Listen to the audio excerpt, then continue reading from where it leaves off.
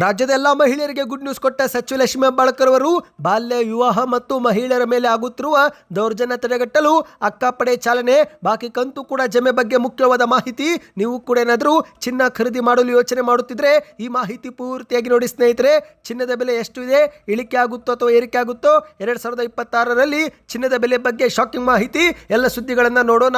ಇದೇ ನಡುವೆ ಸಂಕಷ್ಟದಲ್ಲಿರುವ ರೈತರಿಗೆ ರಾಜ್ಯ ಸರ್ಕಾರ ಪರಿಹಾರ ಕೊಟ್ಟಿಲ್ಲ ಎಂದು BY ವಿಜೇಂದ್ರ ಅವರ ಶಾಕಿಂಗ್ ಹೇಳಿಕೆ. ಇದೇ ನಡುವೆ ಆಯುಷ್ಮಾನ್ ಕಾರ್ಡ್ ಬಗ್ಗೆ ಮುಖ್ಯವಾದ ಮಾಹಿತಿ, ಕೇಂದ್ರದ ಆರೋಗ್ಯ ಸಚಿವಾಲಯದಿಂದ ಸ್ಪಷ್ಟನೆ.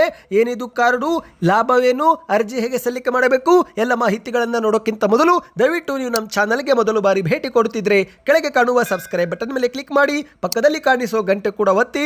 ಇದರಿಂದ ಕರ್ನಾಟಕದ ಮುಖ್ಯವಾದ ಮಾಹಿತಿಗಳು ನಿಮಗೆ ಸಿಗುತ್ತವೆ. ವಿಡಿಯೋಗೆ ಲೈಕ್ ಮಾಡ್ತಾ ವಿಡಿಯೋನ ಕೊನೆವರೆಗೂ ಪೂರ್ತಿಯಾಗಿ ನೋಡಿ. ಬನ್ನಿ ಸ್ನೇಹಿತರೆ, ಎಲ್ಲ ಮುಖ್ಯವಾದ ಮಾಹಿತಿಗಳನ್ನು ಡೀಟೇಲ್ ಆಗಿ ನೋಡೋಣ. ರಾಜ್ಯದ ಎಲ್ಲ ಮಹಿಳೆಯರಿಗೆ ಸಚಿವ ಲಕ್ಷ್ಮೀ ಹೆಬ್ಬಾಳ್ಕರ್ ಅವರು ಗುಡ್ ನ್ಯೂಸ್ ಕೊಟ್ಟಿದ್ದಾರೆ. ನವೆಂಬರ್ 19ರಂದು ಅಕ್ಕಾಪಡೆಗೆ ಚಾಲನೆ ಕೊಡುವುದಾಗಿ ಲಕ್ಷ್ಮೀ ಹೆಬ್ಬಾಳ್ಕರ್ ಅವರು ಉಡುಪಿ ಜಿಲ್ಲೆಯಲ್ಲಿ ಘೋಷಣೆ ಮಾಡಿದ್ದಾರೆ. ಹೌದು, ಮಹಿಳೆಯರು ಮತ್ತು ಮಕ್ಕಳ ರಕ್ಷಣೆ ಗುರಿ ಹೊಂದಿರುವ ಅಕ್ಕಾಪಡೆಯನ್ನು ನವೆಂಬರ್ 19ರಂದು ಬೆಂಗಳೂರಲ್ಲಿ ಪ್ರಾರಂಭ ಮಾಡುವುದಾಗಿ ಮಹಿಳಾ ಮತ್ತು ಮಕ್ಕಳ ಅಭಿವೃದ್ಧಿ ಸಚಿವೆ ಲಕ್ಷ್ಮೀ ಹೆಬ್ಬಾಳ್ಕರ್ ಅವರು ಘೋಷಣೆಯನ್ನು ಮಾಡಿದ್ದಾರೆ. ಇತ್ತೀಚೆಗೆ ಉಡುಪಿ ಜಿಲ್ಲೆಗೆ ಭೇಟಿ ಕೊಟ್ಟಂತೆ ಅವರು ಮಹಾತ್ಮ ಗಾಂಧಿ ಜಿಲ್ಲಾ ಕ್ರೀಡಾಂಗಣದಲ್ಲಿ ಕನ್ನಡ ರಾಜ್ಯೋತ್ಸವ ಆಚರಣೆಯಲ್ಲಿ ಭಾಗವಹಿಸಿ ಘೋಷಣೆ ಮಾಡಿದ್ದಾರೆ. ಮಹಿಳೆಯರು ಮತ್ತು ಮಕ್ಕಳ ಮೇಲೆ ಆಗುತ್ತಿರುವ ದೌರ್ಜನ್ಯ ತಡೆಗಟ್ಟುವುದು, ಸುರಕ್ಷತೆ ಬಗ್ಗೆ ಜಾಗೃತಿ ಮೂಡಿಸುವುದು ಮತ್ತು ದೌರ್ಜನ್ಯಕ್ಕೊಳಗಾದವರಿಗೆ ತಕ್ಷಣ ನೆರವು ನೀಡುವುದು ಅಕ್ಕಾಪಡೆಯ ಉದ್ದೇಶವಾಗಿದೆ. ಇದನ್ನು ನವೆಂಬರ್ 19ರಿಂದಲೇ ರಾಜ್ಯದಲ್ಲಿ ಚಾಲನೆ ತರುತ್ತೇವೆ ಎಂದಿದ್ದಾರೆ. ಪ್ರಾರಂಭದಲ್ಲಿ ಬೆಂಗಳೂರು, ಉಡುಪಿ, ಮೈಸೂರು ಮತ್ತು ಮಂಗಳೂರಲ್ಲಿ ಈ ಒಂದು ಅಕ್ಕಾಪಡೆ ರಚಿಸುವುದಾಗಿ ಲಕ್ಷ್ಮೀ ಹೆಬ್ಬಾಳ್ಕರ್ ಅವರು ಹೇಳಿದ್ದಾರೆ. ಈಗಾಗಲೇ 2023ರಲ್ಲಿನೇ ಬೀದರ್ ಜಿಲ್ಲೆಯಲ್ಲಿ ಪೈಲಟ್ ಯೋಜನೆಯಾಗಿ ಈ ಒಂದು ಅಕ್ಕಾಪಡೆ ಪ್ರಾರಂಭಿಸಲಾಗಿತ್ತು. ಇದೀಗ ಉಡುಪಿ, ಮೈಸೂರು, ಮಂಗಳೂರು ಮತ್ತು ಬೆಂಗಳೂರಲ್ಲೂ ಕೂಡ ರಚನೆ ಮಾಡುವುದಾಗಿ ತಿಳಿಸಿದ್ದಾರೆ. ಇದೇ ನಡುವೆ ಗ್ಯಾರಂಟಿ ಯೋಜನೆಗಳ ಬಗ್ಗೆ ಮಾತನಾಡಿದಂಥ ಲಕ್ಷ್ಮೀ ಹೆಬ್ಬಾಳ್ಕರ್ ಅವರು ಇಂದು ಮಹಿಳೆಯರಿಗೆ ಜಾರಿಗೆ ತಂದಿರುವ ಉಚಿತ ಬಸ್ ಯೋಜನೆ, ಗೃಹಲಕ್ಷ್ಮಿ ಮತ್ತು ಗೃಹ ಜ್ಯೋತಿ ಯೋಜನೆಗಳ ಮೂಲಕ ಫಲಾನುಭವಿಗಳಿಗೆ ಹಣ ಉಳಿತಾಯವಾಗುತ್ತಿದೆ. ಮಹಿಳೆಯರಿಗೆ ಆಹಾರ ಮತ್ತು ಪೌಷ್ಟಿಕಾಂಶದ ಅಗತ್ಯಗಳನ್ನು ಪೂರೈಸಲು ಈ ಒಂದು ಯೋಜನೆಗಳು ಸಹಾಯ ಮಾಡುತ್ತಿದೆ ಎಂದಿದ್ದಾರೆ. ಈಗ ಅಂಗನವಾಡಿಗಳು ಕರ್ನಾಟಕದಲ್ಲಿ ಸ್ಥಾಪನೆಯಾಗಿ 50 ವರ್ಷ ತುಂಬುತ್ತಿದ್ದು, ಹಾಗಾಗಿ ನವೆಂಬರ್ 19ರಂದು ಸುವರ್ಣ ಮಹೋತ್ಸವ ಆಚರಿಸಿ ಈ ಸಮಯದಲ್ಲಿ ಅಕ್ಕಾಪಡೆಯು ಕೂಡ ಘೋಷಣೆ ಮಾಡುವುದಾಗಿ ಹೇಳಿದ್ದಾರೆ.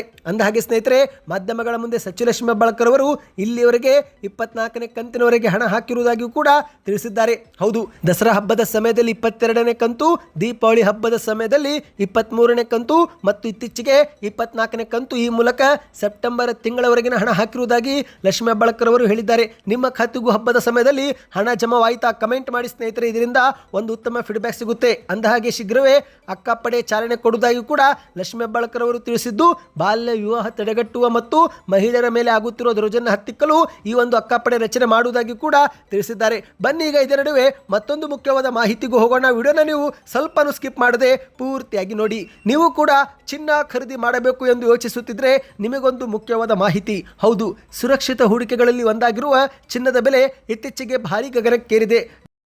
ಅದರಲ್ಲೂ ಬಡವರಿಗೆ, ಮಧ್ಯಮ ವರ್ಗದವರಿಗೆ, ಜನಸಾಮಾನ್ಯರಿಗಂತೂ ಚಿನ್ನವನ್ನು ಮುಟ್ಟಕ್ಕೂ ಕೂಡ ಸಾಧ್ಯವಾಗದ ಪರಿಸ್ಥಿತಿ ಇಂದು ಎದುರಾಗಿದೆ. ಈಗ ಚಿನ್ನದ ಬೆಲೆ ಇಂದಲ್ಲ ನಾಳೆ ಕಡಿಮೆ ಆಗಬಹುದು ಎಂದು ನಿರೀಕ್ಷೆಯಲ್ಲಿದ್ದವರಿಗೆ ದಿನ ಹೋದಂತೆ ನಿರಾಸೆನೆ ಮೂಡುತ್ತಿದೆ. ಯಾಕಂದರೆ ಸ್ನೇಹಿತರೆ, 1 ಲಕ್ಷ ಇದ್ದಂಥ ಚಿನ್ನ 1,32,000 ಹೋಗಿ ಬಂದಿದೆ. ಹೌದು, ಹಲವು ದಿನಗಳ ನಂತರ ಚಿನ್ನ ಪ್ರಿಯರಿಗೆ ಈಗ ಮತ್ತೆ ಗುಡ್ ನ್ಯೂಸ್ ಸಿಕ್ಕಿದೆ. ಸತತವಾಗಿ ಚಿನ್ನದ ಬೆಲೆ ಕುಸಿತವೂ ಕೂಡ ಕಂಡಿದೆ. ಮಾರುಕಟ್ಟೆಯಲ್ಲಿ ನವೆಂಬರ್ 4ರ ಪ್ರಕಾರ 10 ಗ್ರಾಮ್ಗೆ 1,22,000 ಬಂದಿದೆ. ಅಂದರೆ ಇದೇ ಚಿನ್ನ 1,32,000 ಹೋಗಿತ್ತು ಸ್ನೇಹಿತರೆ. ಇದೀಗ 10 ಗ್ರಾಮ್ನಲ್ಲಿ 10,000 ಕುಸಿತವನ್ನು ನಾವು ನೋಡಿದ್ದೇವೆ. ಅಂದರೆ ಪ್ರತಿ ಗ್ರಾಮ್ಗೆ 1,000 ಕುಸಿತವಾಗಿದೆ. ಇನ್ನು ಅದೇ ರೀತಿ ಬೆಳ್ಳಿ ಬೆಲೆಯೂ ಕೂಡ ಕುಸಿತವಾಗಿದ್ದು 1,52,000 ಪ್ರತಿ ಕೆಜಿ ಎಂದು ಹೇಳಲಾಗಿದೆ. ಹಾಗಾದರೆ ಚಿನ್ನ ಯಾವಾಗ ಖರೀದಿ ಮಾಡಬೇಕು? ಈ ಒಂದು ಪ್ರಶ್ನೆ ಇದೀಗ ಎಲ್ಲರಲ್ಲಿ ಮೂಡಿದೆ. ಹೌದು ಗೆಳೆಯರೆ, ಚಿನ್ನ ಮತ್ತು ಏರಿಕೆ ಇಳಿಕೆ ಬಗ್ಗೆ ಒಬ್ಬೊಬ್ಬರು ಒಂದೊಂದು ರೀತಿಯಲ್ಲಿ ಮಾಹಿತಿಯನ್ನು ಕೊಡುತ್ತಿದ್ದಾರೆ. ಕೆಲ ತಜ್ಞರ ಪ್ರಕಾರ ಚಿನ್ನದ ಬೆಲೆ 2026ರಲ್ಲಿ 1,60,000 ಗಡಿ ದಾಟುವ ಸಾಧ್ಯತೆ ಇದೆ ಎಂದು ಹೇಳಿದರೆ, ಇನ್ನು ಕೆಲ ತಜ್ಞರು ಚಿನ್ನದ ಬೆಲೆಯಲ್ಲಿ ಭಾರಿ ಕುಸಿತವಾಗಿ 77,000 78,000 ಬಂದು ನಿಲ್ಲುತ್ತೆ ಎಂದು ಕೂಡ ಅಭಿಪ್ರಾಯಪಟ್ಟಿದ್ದಾರೆ. ಇದು ಚಿನ್ನ ಗ್ರಾಹಕರಿಗೆ ಗೊಂದಲ ಉಂಟಾಗುವಂತೆ ಮಾಡಿದೆ. ಹಾಗಾದರೆ ನಿಜಕ್ಕೂ ಚಿನ್ನದ ಬೆಲೆ ಏರಿಕೆ ಆಗುತ್ತೋ ಅಥವಾ ಇಳಿಕೆ ಆಗುತ್ತೋ? ಇದು ಒಂದು ದೊಡ್ಡ ಪ್ರಶ್ನೆ ಆಗಿದ್ದು, ಇದೇ ಮಧ್ಯೆ ಒಂದು ಶಾಕಿಂಗ್ ಮಾಹಿತಿ ಕೂಡ ಬಂದಿದೆ. ಹೌದು ಗೆಳೆಯರೆ, 2026ರಲ್ಲಿ ಚಿನ್ನದ ಬೆಲೆ ಹೆಚ್ಚಾಗುತ್ತೆ, ಇಳಿಕೆ ಆಗೋದಿಲ್ಲ ಎನ್ನುವುದೀಗ ಮತ್ತೆ ಹೇಳಲಾಗಿದೆ. ಹೌದು, ಇಡೀ ವಿಶ್ವದಂತ ಕೇಂದ್ರ ಬ್ಯಾಂಕುಗಳಿಂದ ಹೆಚ್ಚಾಗುತ್ತಿರುವ ಖರೀದಿ, ಹೂಡಿಕೆ ಮತ್ತು ಅಮೆರಿಕದ ಕೇಂದ್ರ ಬ್ಯಾಂಕ್ ಬಡ್ಡಿ ದರ ಕಡಿತ, ಈ ಎಲ್ಲ ಕಾರಣಗಳಿಂದ ಚಿನ್ನದ ಮೇಲೆ ಭಾರಿ ಪರಿಣಾಮ ಪರಿಣಾಮವಾಗುತ್ತಿದ್ದು 2026ರಲ್ಲಿ ಚಿನ್ನ ಮತ್ತೆ ಗಗನಕ್ಕೇನೆ ಇರುತ್ತೆ ಎಂದು ಹೇಳಲಾಗಿದೆ. ಇನ್ನು ಇದೇ ವೇಳೆ ಬ್ರೋಕರೇಜ್ ಹೌಸ್ HSBC ಬ್ಯಾಂಕ್ನವರು ಕೂಡ 10 ಗ್ರಾಂ ಚಿನ್ನದ ದರ 1,48,000 ತಲುಪುವ ಸಾಧ್ಯತೆ ಇದೆ ಎಂದು ಅಭಿಪ್ರಾಯಪಟ್ಟಿದ್ದಾರೆ. ಇನ್ನು ಅದೇ ರೀತಿ ಅಮೆರಿಕದ ಗೋಲ್ಡ್ಮನ್ ಸ್ಯಾಟ್ಸ್ ಪ್ರಕಾರ ಚಿನ್ನದ ಬೆಲೆ ಪ್ರತಿ 10 ಗ್ರಾಂಗೆ $1,900 ಅಂದರೆ ಸುಮಾರು 1,53,000 ಏರಬಹುದು ಎಂದು ಕೂಡ ಅಂದಾಜು ಮಾಡಿದ್ದಾರೆ. ಒಟ್ಟಿನಲ್ಲಿ ಸ್ನೇಹಿತರೆ, ಅಧಿಕ ತಜ್ಞರು ಈ ಒಂದು ಚಿನ್ನದ ಬೆಲೆ ಏರಿಕೆ ಆಗುತ್ತೆ ಎಂದು ಭವಿಷ್ಯ ನುಡಿದರೆ ಕೆಲವರು ಮಾತ್ರ ಇಳಿಕೆ ಆಗಬಹುದು ಎಂದು ಹೇಳಿದ್ದಾರೆ. ಆದರೆ ಯಾವುದನ್ನು ಕೂಡ ನಿಖರವಾಗಿ ನಂಬಲು ಸಾಧ್ಯವಿಲ್ಲ ಎನ್ನುವುದು ಒಂದು ಮುಖ್ಯವಾದ ಮಾಹಿತಿ ಆಗಿದೆ. ಒಟ್ಟಿನಲ್ಲಿ ತಜ್ಞರ ಪ್ರಕಾರ ಚಿನ್ನದ ಬೆಲೆ 1,23,000 ಆಸುಪಾಸು ಕಡಿಮೆ ಇದ್ರೆ ಚಿನ್ನದ ಮೇಲೆ ಹೂಡಿಕೆ ಮಾಡುವುದು ಬೇಸ್ ಎಂದು ಅವರು ಹೇಳಿದ್ದಾರೆ. ಹಾಗಾಗಿ ಚಿನ್ನ ಖರೀದಿ ಮಾಡಲು ಇದೊಂದು ಉತ್ತಮ ಸಮಯವೆಂದೇ ಹೇಳಲಾಗಿದೆ. ಬನ್ನಿ ಇದೀಗ ಮತ್ತೊಂದು ಮುಖ್ಯವಾದ ಮಾಹಿತಿಗೂ ಹೋಗೋಣ.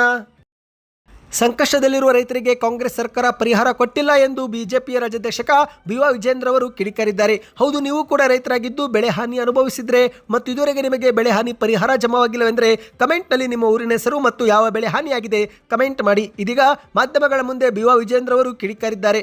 ನಾಳೆ ಬೆಳಗಾವಿಗೆ ಹೋಗಿ ಕಬ್ಬು ಬೆಳೆಗಾರರ ಹೋರಾಟದಲ್ಲಿ ಪಾಲ್ಗೊಳ್ಳುವುದಾಗಿ BY ವಿಜೇಂದ್ರ ಅವರು ಹೇಳಿಕೆ ಕೊಟ್ಟಿದ್ದು, ಇದೇ ಮಧ್ಯೆ ಸಂಕಷ್ಟದಲ್ಲಿರುವ ರೈತರಿಗೆ ಕಾಂಗ್ರೆಸ್ ಸರ್ಕಾರ ಪರಿಹಾರ ಕೊಟ್ಟಿಲ್ಲ ಎಂದು ಹೇಳಿಕೆಯನ್ನು ಕೊಟ್ಟಿದ್ದಾರೆ. ಹೌದು, ಸುದ್ದಿಗಾರರೊಂದಿಗೆ ಮಾತನಾಡಿರುವ ವಿಜೇಂದ್ರ ಅವರು ಕರ್ನಾಟಕದಲ್ಲಿ ಅನೇಕ ಜ್ವಲಂತ ಸಮಸ್ಯೆಗಳಿವೆ, ಇವುಗಳ ಕಡೆಗೆ ರಾಜ್ಯ ಸರ್ಕಾರ ಗಂಭೀರ ಚಿಂತನೆ ಮಾಡುತ್ತಿಲ್ಲ.